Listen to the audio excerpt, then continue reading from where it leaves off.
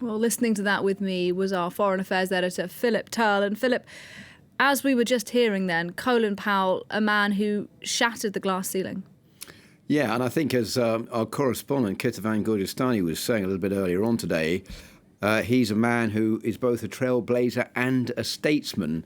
What do we mean by trailblazer? Someone who was the son of immigrants coming from Jamaica, who rose through the echelons of the US military to becoming the top general in the US military, the first African-American Joint Chiefs of Staff, and then going on to become the first African-American Secretary of State or Foreign Minister of the United States. That was someone who had got as far as any Afro-American had ever got before. That's the trailblazer side. And the second side is the statesman. Well, the man who we saw as Secretary of State of the United States of America, someone who went across party lines, was as popular with the Republicans, maybe even as he was with the Democrats.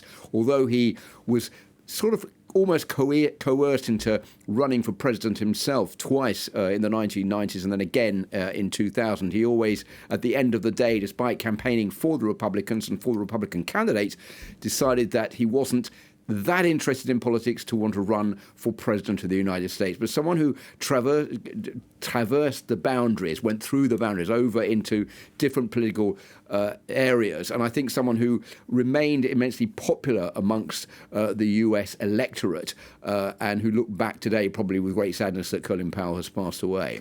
All of that said, Philip, it's clear that his legacy is tarnished somewhat, at least, by what happened in Iraq. So one major blip on Colin Powell's life, and that was that famous speech that he made to the United Nations back in February 2003, where he backed George W. Bush, the president at the time's plans to invade Iraq because he said Saddam Hussein, the then Iraqi president, was hiding weapons of mass destruction. We all know now that that was not true. And a lot of criticism of what Colin Powell said at the time, because the information that he used was seen afterwards to be inexact and not factual.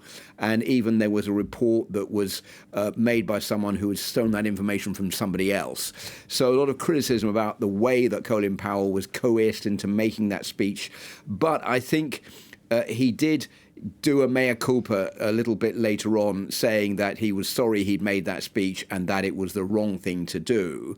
But that didn't cover up the fact that he was in favour of trying to find those weapons of mass destruction which didn't exist. And Colin Powell, speaking later afterwards, said that he had been pushed into it because he was seen as a man who would bring the United States together and would get that message through at the United Nations, pushed into it by the then Vice President Dick Cheney, who said, go up there and sell it. And that's what Colin Powell did, even though the bottom line was he was not telling the truth. So today, people looking back on that life, that really full of impressions for the Americans, but a life which has been tarnished. And I think something that pushed, obviously, him to stand down from that post of Secretary of State once George W. Bush was re-elected.